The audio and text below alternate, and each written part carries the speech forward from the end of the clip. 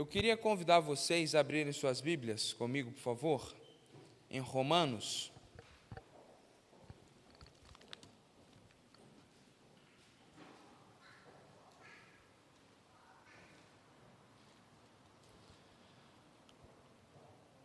Romanos capítulo 6. Nós vamos dar prosseguimento ao estudo da epístola do apóstolo Paulo aos Romanos, e à noite, se Deus permitir, vamos falar sobre as bênçãos do Natal. Vamos dar uma pequena pausa em Gênesis, vamos falar sobre as bênçãos que o Natal nos trouxe à noite, se Deus permitir. Queria lembrar aos irmãos que no mês de janeiro estarei num período de descanso, como geralmente as pessoas têm, os pastores também têm. Então, em janeiro, o pastor Vantuir estará à frente da igreja, como vice-presidente, na parte administrativa e também na parte espiritual. Os demais pastores também estarão aqui, se vocês precisarem de algo. Os pastores estarão pregando ao longo do mês de janeiro. Então, a igreja não para. Eu não estarei presente, mas essa igreja não é pautada em mim, ela é de Jesus, então venha naturalmente. Se você estiver na cidade, venha cultuar o Senhor, venha adorar a Deus, venha aprender a palavra do Senhor. Nós leremos a partir do verso 15 do capítulo 6, mas antes eu queria te convidar a baixar a sua cabeça para que a gente possa estar orando nesse momento, para que o Senhor abençoe a sua palavra.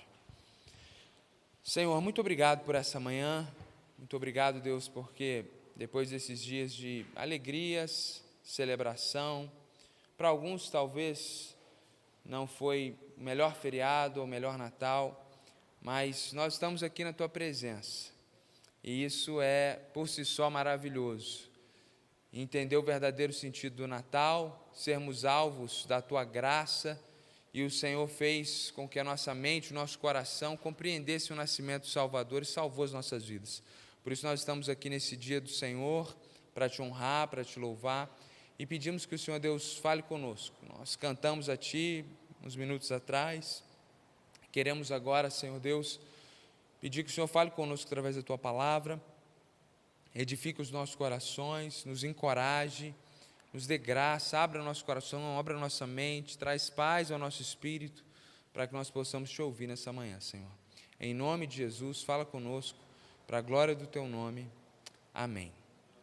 Meus irmãos, Romanos capítulo 6, verso 15, o texto bíblico diz assim: E então, havemos de pecar, porque não estamos debaixo da lei, e sim da graça?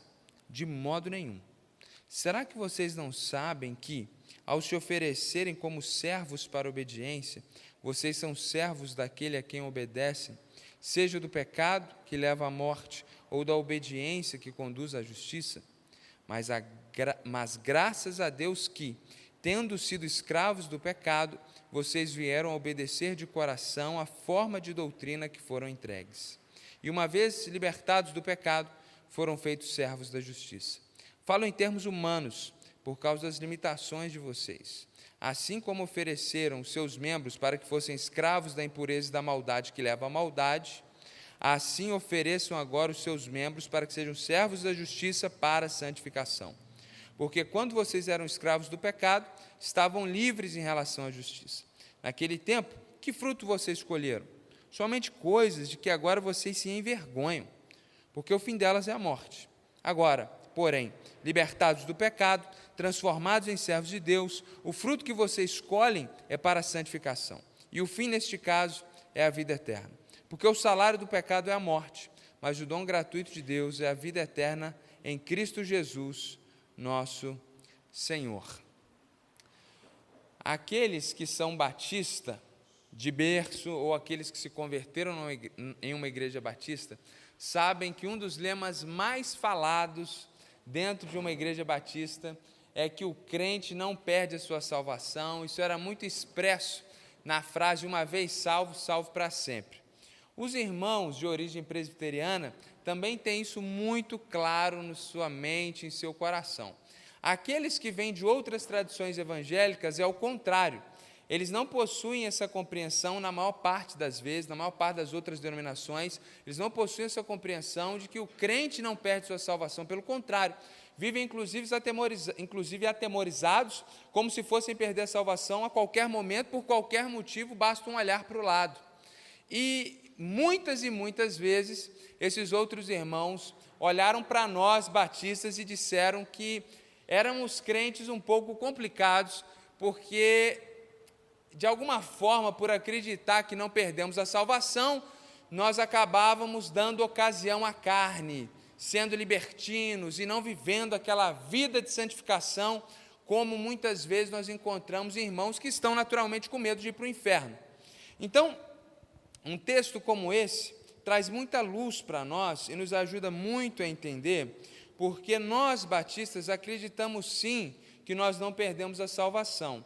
Isso não é porque somos batistas, é porque nós estamos convencidos pela Escritura e respeitamos você que talvez está aqui conosco, que não tem essa perspectiva, se você também não está pautado na tradição da sua igreja, mas está convencido pela Escritura. E quando chegar no céu, talvez nós vamos descobrir, talvez não, certamente vamos descobrir quem teve a compreensão correta do texto. E a gente caminha em graça, em amor, em unidade para além disso. Mas o que eu quero compartilhar contigo nessa manhã é que essa acusação que nós recebemos de sermos, no termo técnico, teológico, antinomistas, ou seja, acreditarmos que uma vez que estamos na graça de Deus, podemos viver em pecado e não temos que cumprir a lei de Cristo, essa acusação que nós sofremos, ela é resolvida nesse texto. De forma que todos nós que estamos aqui, que acreditamos que o cristão não perde sua salvação, precisamos compreender muito bem esse texto dessa manhã que acabamos de ler. Porque uma vez que nós estamos salvos, não há a possibilidade de vivermos uma vida de frouxidão moral, uma vida de displicência espiritual, porque uma vez que eu estou salvo é para sempre, então vou viver de qualquer maneira, porque no final Deus vai me levar para o céu. Isso é incompatível com a fé cristã. E esse texto trabalha muito nesse sentido.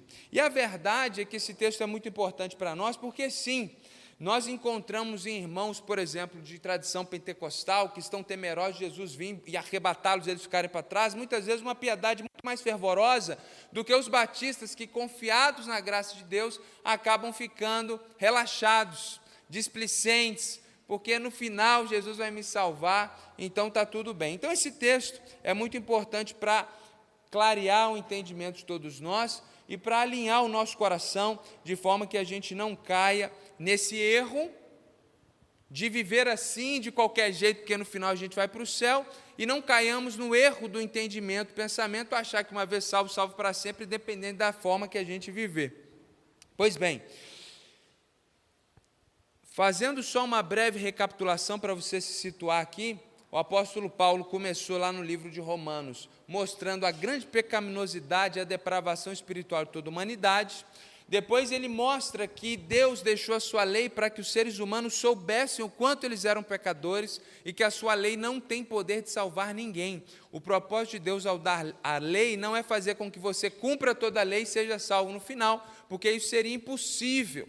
Por isso, então, Jesus veio para cumprir a lei no nosso lugar, e nós, sendo, então, batizados em Cristo Jesus, morremos para os nossos pecados, junto com Cristo naquela cruz, e agora ressuscitamos com Cristo. Foi o que nós trabalhamos na semana passada. E aprendemos na semana passada que o cristão, aquele que nasceu de novo em Cristo Jesus, aquele que está debaixo da graça de Deus, ou imerso, submerso na graça de Deus, ele está livre do poder do pecado. E agora, o que Paulo quer nos ensinar é que nós não só estamos livres do pecado, mas nós somos escravos da justiça. É isso que Paulo quer nos ensinar nessa manhã.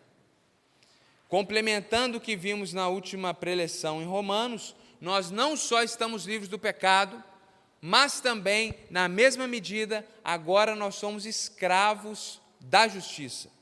Então, por um lado, estamos livres, por outro lado, somos servos, somos escravos, e daqui a pouco eu quero explicar melhor porque eu estou escolhendo essa palavra escravo.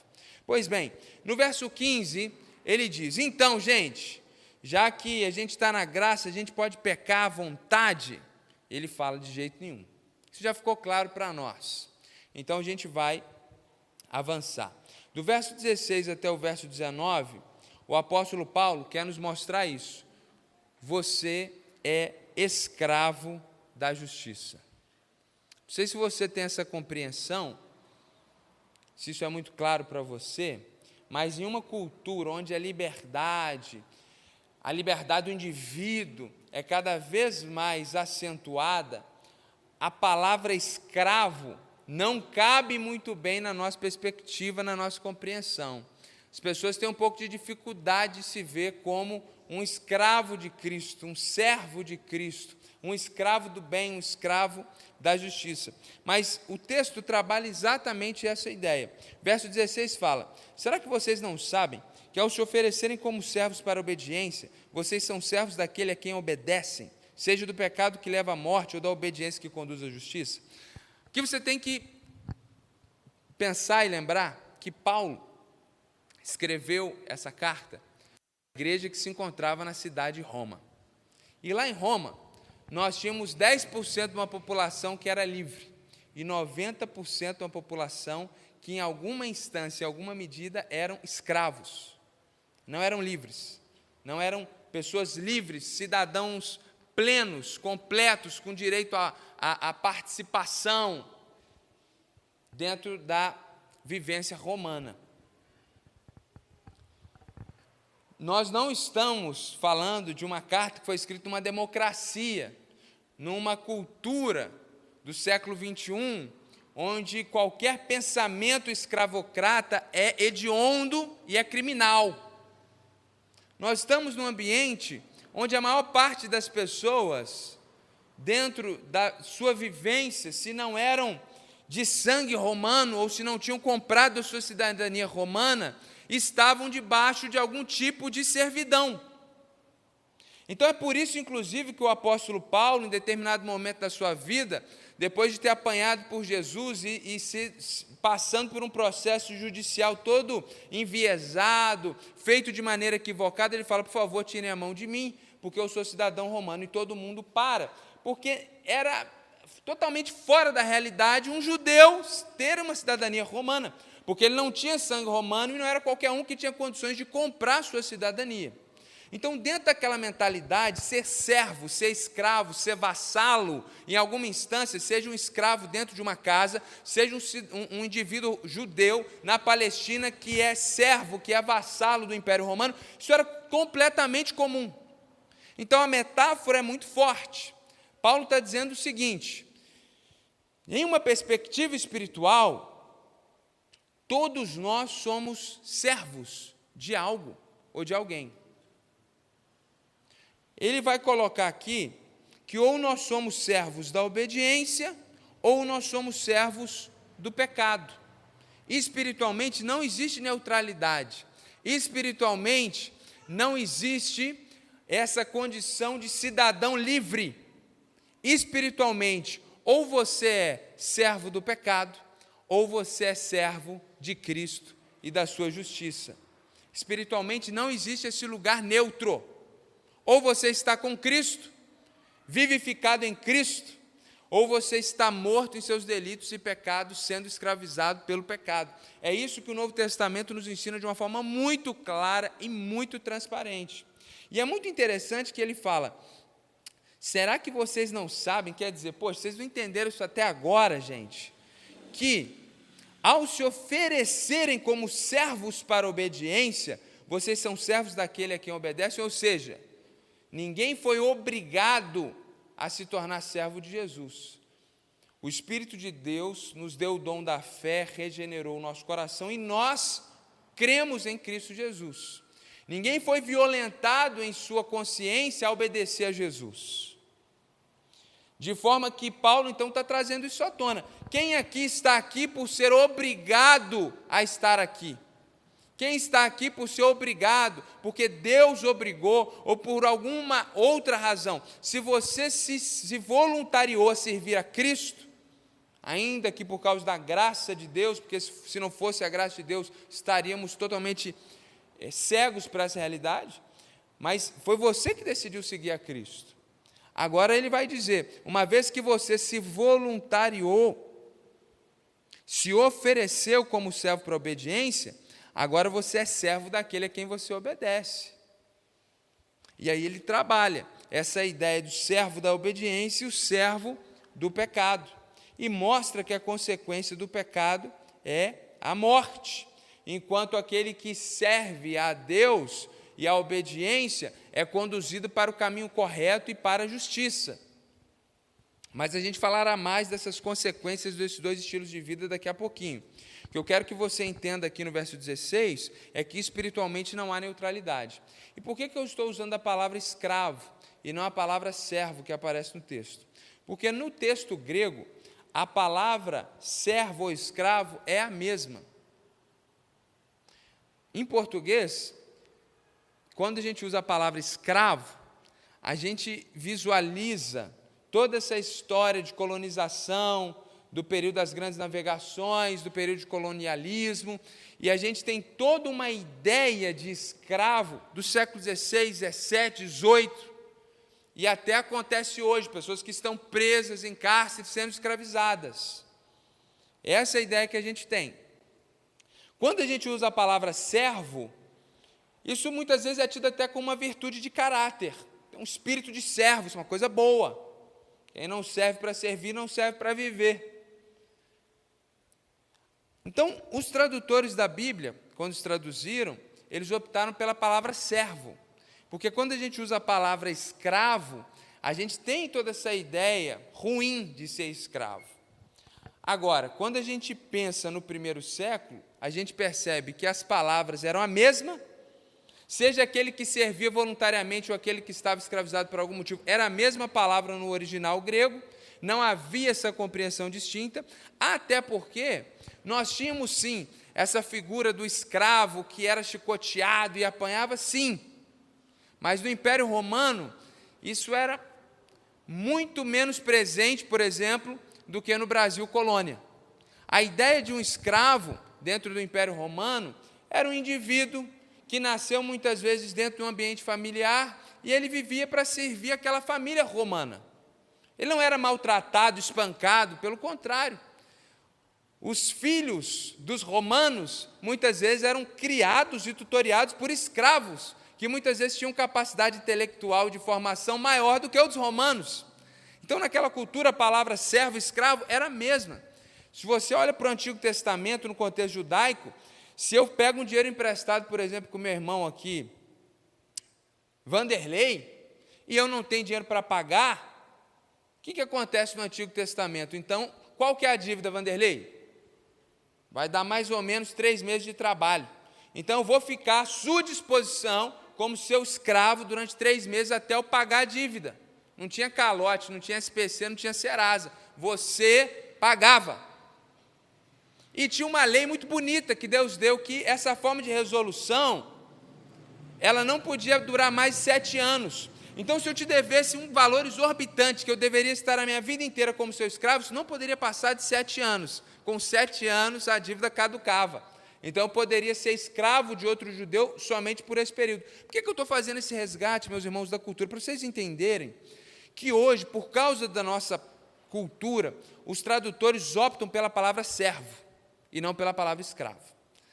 Até aqui tudo bem. O problema é que a palavra servo de Cristo, essa conjunção, essa construção, servo de Cristo, ela está esvaziada de sentido. Então todo mundo é servo de Jesus, todo mundo é servo de Deus e ninguém sabe o que isso significa. Então é muito importante nós resgatarmos esse valor original de uma vez que você se voluntariou para obedecer a Jesus, a ideia é, no dia que você aceitou a Cristo, tem toda essa ideia bonita, verdadeira, que a graça te alcançou, você recebeu o dom da fé e você veio a Jesus. Agora, existe uma outra perspectiva que corrobora e que completa essa realidade espiritual, que no dia que você entregou sua vida para Cristo, você chegou para o Rei do Universo, o grande Senhor de tudo, porque a perspectiva espiritual não é de uma democracia, mas de um reino.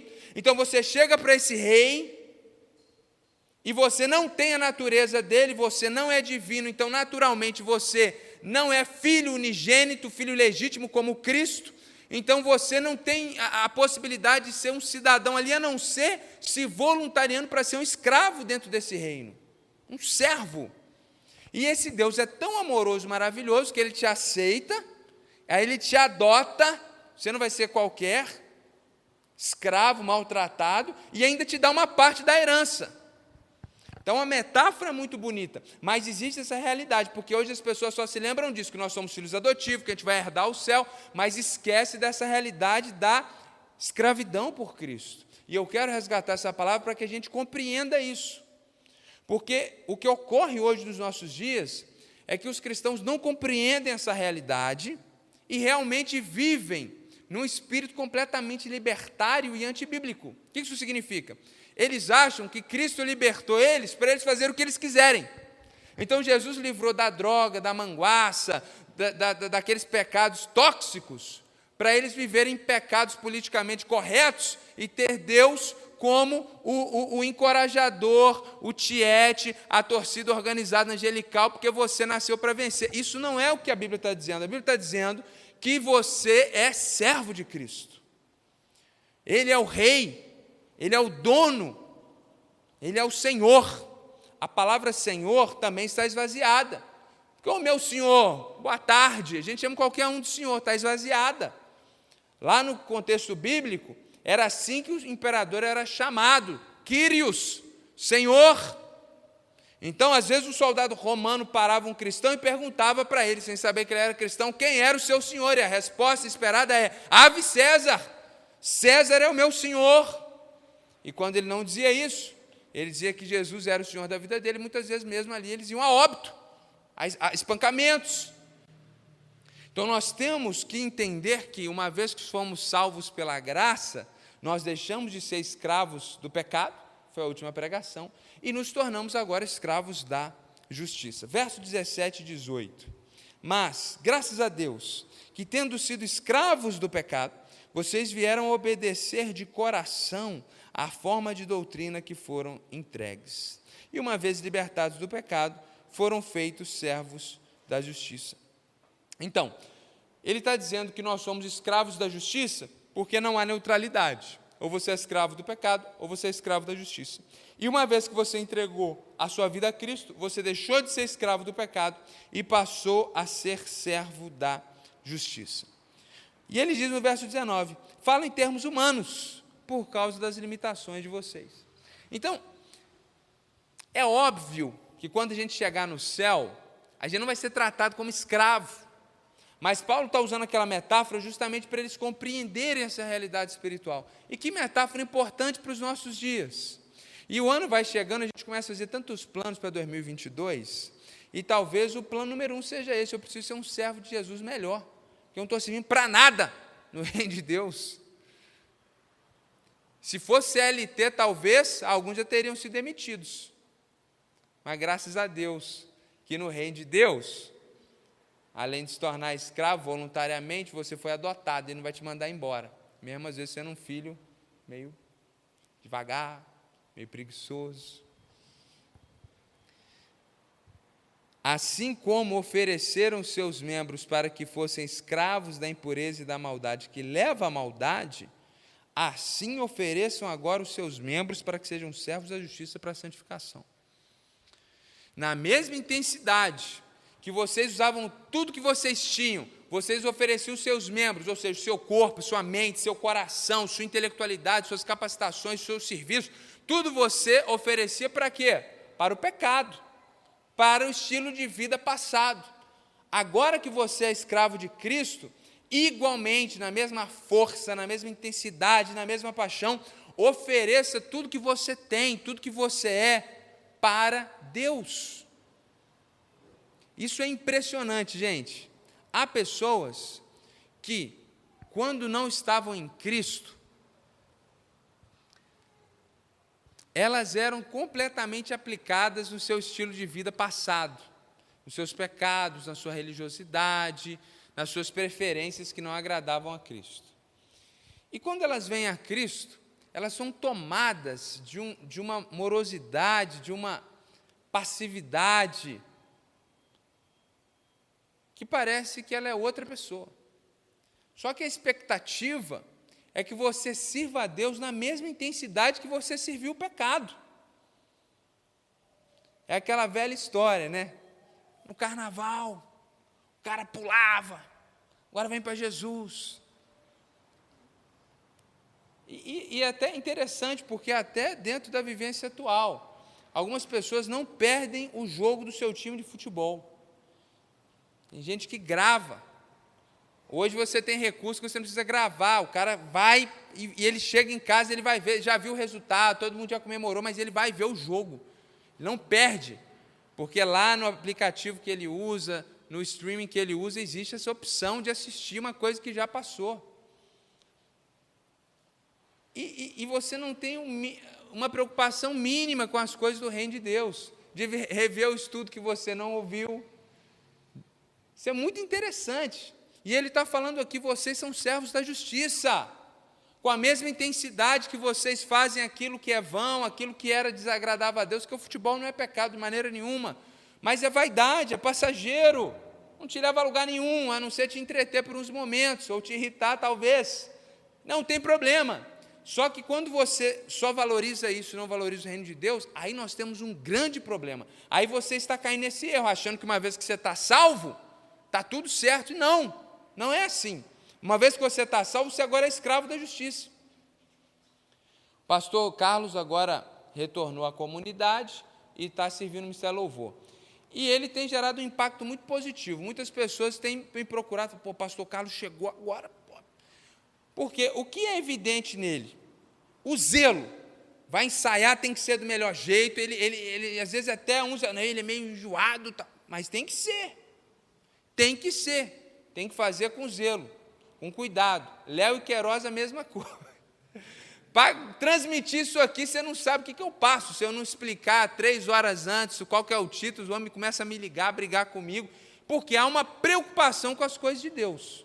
É assim, esse é o padrão. São bons exemplos da comunidade, entre outros irmãos maravilhosos que têm essa compreensão. Estou citando eles aqui, que são mais chegados, a gente acaba tendo uma liberdade. Entre outros. Então, de uma forma mais simples ainda, se lá no trabalho você é comprometido, você faz as coisas que tem que fazer, por que para Deus você não faz? O que para Deus é o pior, é de qualquer jeito, por essa ideia errada? Não, porque é a graça de Deus. Não pode.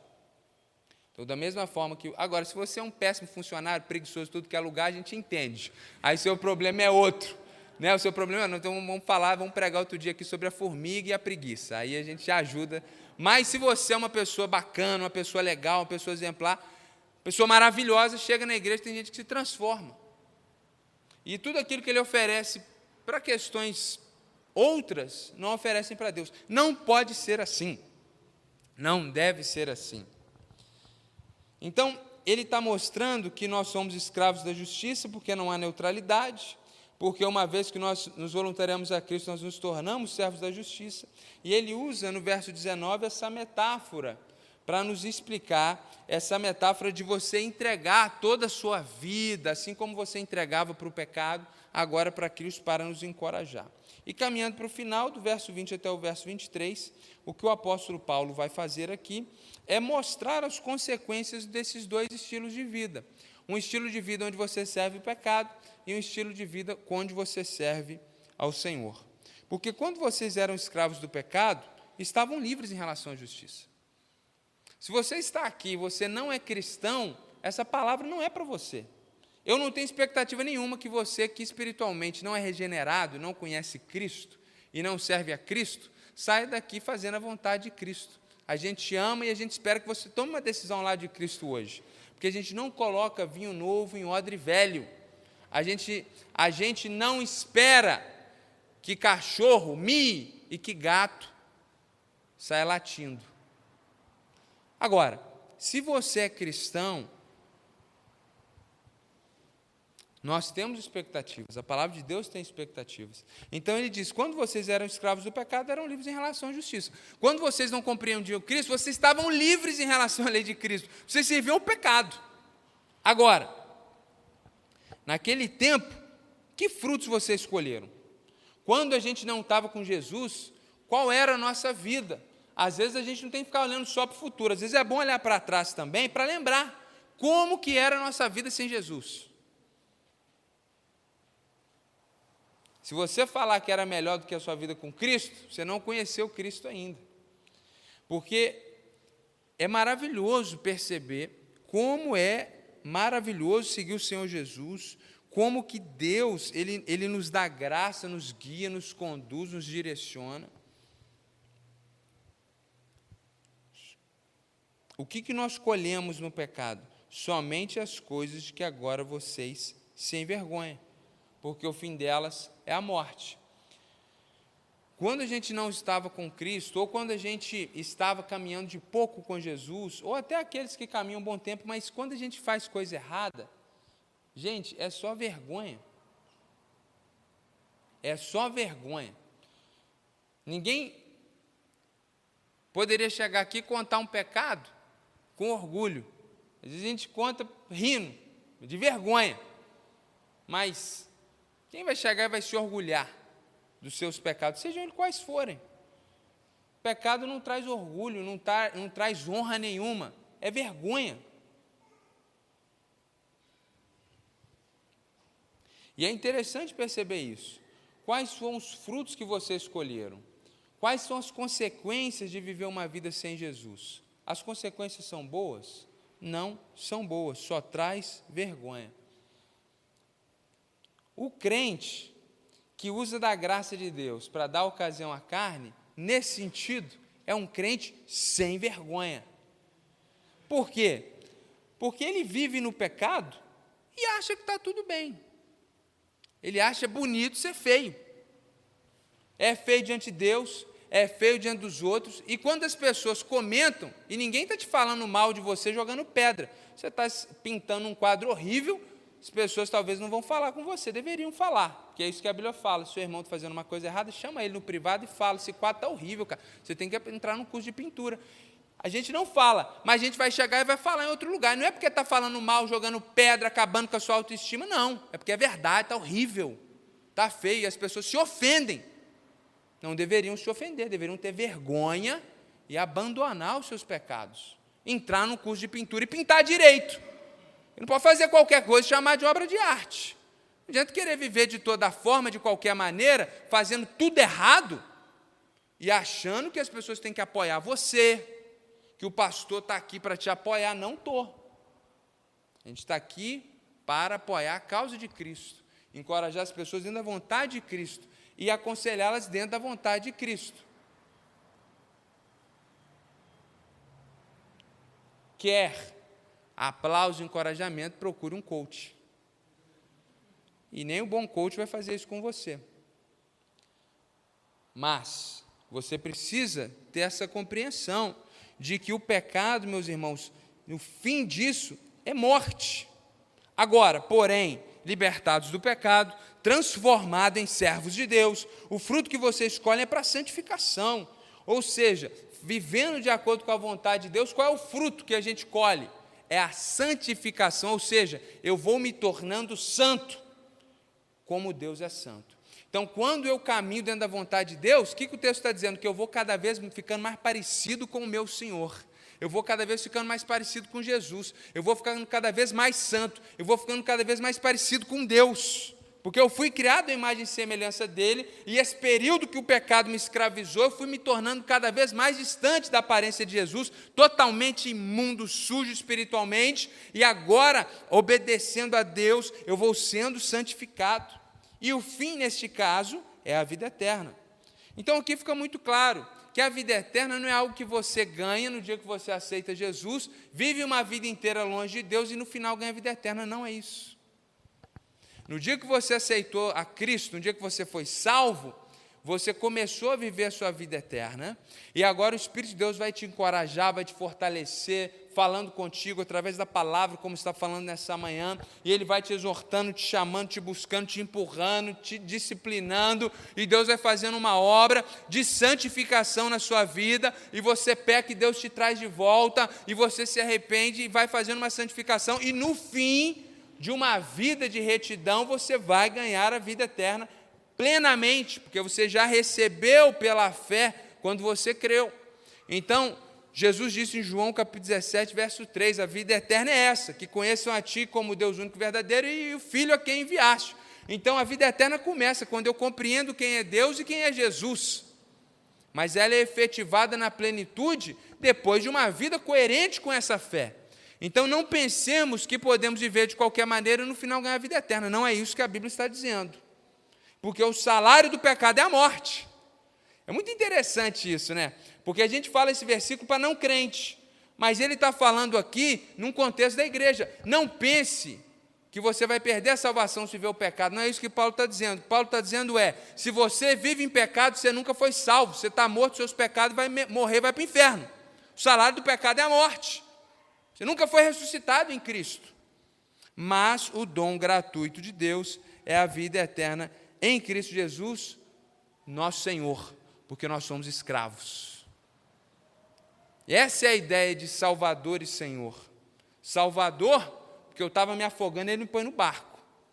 Mas agora eu passei a ser escravo desse homem divino, Senhor Jesus Cristo, que é rei, não só dos judeus, mas de todo o universo. Então não é só Senhor e Salvador como uma coisa, aceite Jesus aí como seu Senhor e Salvador. Não. Reconhecer o senhorio de Cristo é se colocar nessa posição de escravo de Cristo. E aqui do verso 20 a 23, o que Paulo quer mostrar? As consequências dos dois estilos de vida. Se você viver no pecado, você vai colher a morte. Como diz lá em Eclesiastes, quem planta vento, colhe tempestade. É muito triste, quando nós presenciamos as pessoas optando pelo pecado. É muito triste quando a gente vê que as pessoas estão plantando pecado. E a gente sabe que matematicamente, pela lei natural, ela vai colher problema. Ela vai colher problema. É igual um agricultor que sabe, a chuva não veio na hora certa, feijão não vai dar esse ano. Chuva não veio na hora certa, esse ano vai ter pouca fruta. O agricultor sabe. Nós, pastores, também sabemos. Os irmãos mais maduros em Cristo sabem também. A gente vê de longe. A gente sente o cheiro e não é churrasco, é pecado. E o fruto disso, a consequência disso, é a morte, é matemático. E às vezes a gente fala, as pessoas acham que a gente está jogando praga. O brasileiro tem isso, né? Cuidado, 3 horas da manhã andando nessa rua aqui, você pode ser assaltado. Está me jogando praga. A mãe que chama o filho, fala, filho, desse jeito, você está me jogando praga. Ninguém está jogando praga. A gente está te mostrando que quando você planta algumas questões, você vai colher aquilo que é concernente à sua semeadura.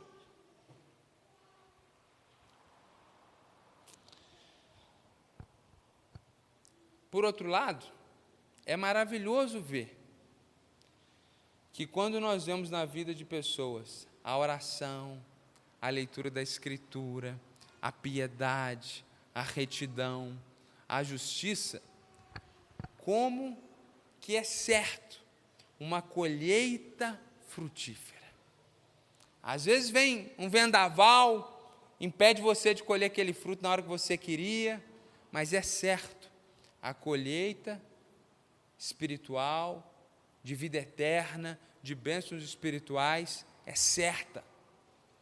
Então não enfatizamos somente o cuidado, não plante coisas ruins, pelo contrário, mais do que isso encorajamos, irmãos, vamos viver para aquilo que fomos chamados. Nós somos escravos de Cristo, nós somos servos de Deus, nós estamos aqui nesse mundo para viver como escravo de Cristo, abençoando vidas, tocando vidas, sendo bênção por onde a gente passa, e plantando em corações, em vidas, em situações a vontade de Deus, e assim a gente vai colher.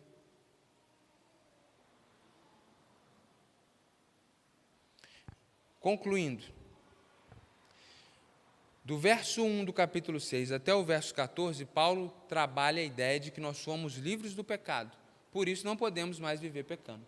E agora, do verso 15 até o verso 23, ele complementa: nós não podemos continuar pecando, não só porque fomos livres do pecado, mas porque somos escravos da justiça.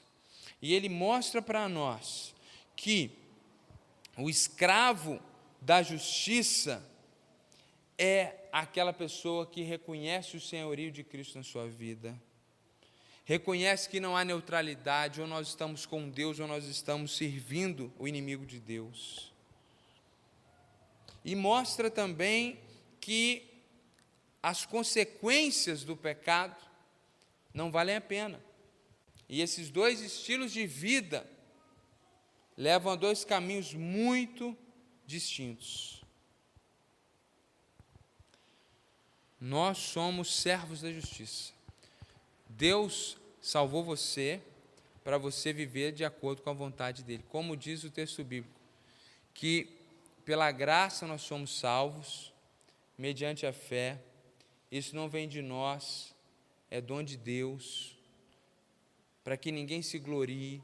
E no mesmo capítulo ele vai dizer, avançando no texto, que ele preparou as boas obras, a justiça, para que nós, que fomos salvos pela graça, mediante a fé, andássemos nela. Então, Deus plantou árvores de justiça para que nós comamos desses frutos e semeemos. Professor de português presente, cadê a Dani? Não está aqui.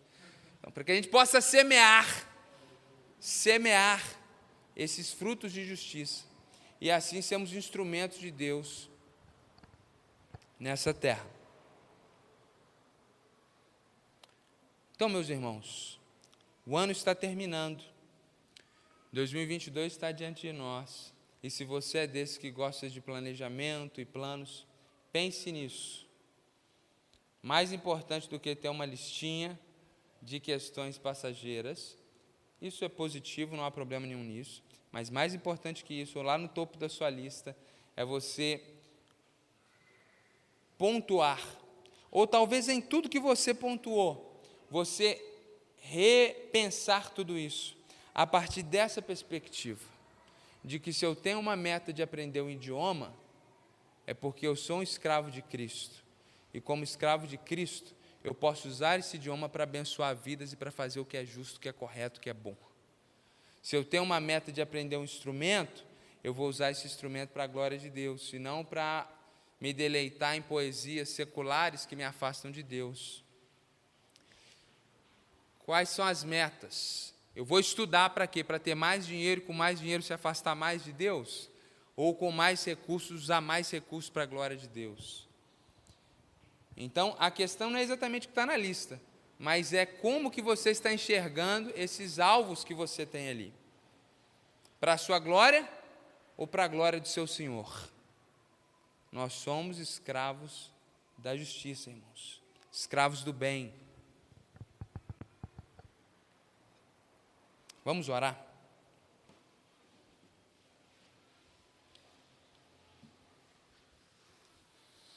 Senhor, muito obrigado pela Tua palavra nessa manhã, que nos relembra, que nos encoraja, que nós não somente fomos livres do pecado, mas a graça do Senhor nos colocou nessa posição honrosa, e nós diariamente nos apresentamos como servos e escravos do Senhor.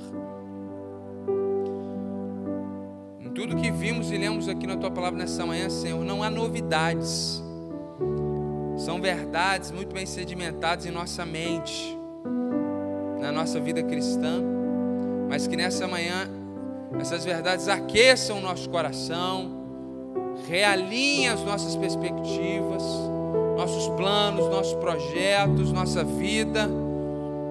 Ó Deus, não queremos viver de forma independente, fazendo aquilo que nos agrada e tendo o Senhor como um sócio minoritário do nosso empreendimento de vida.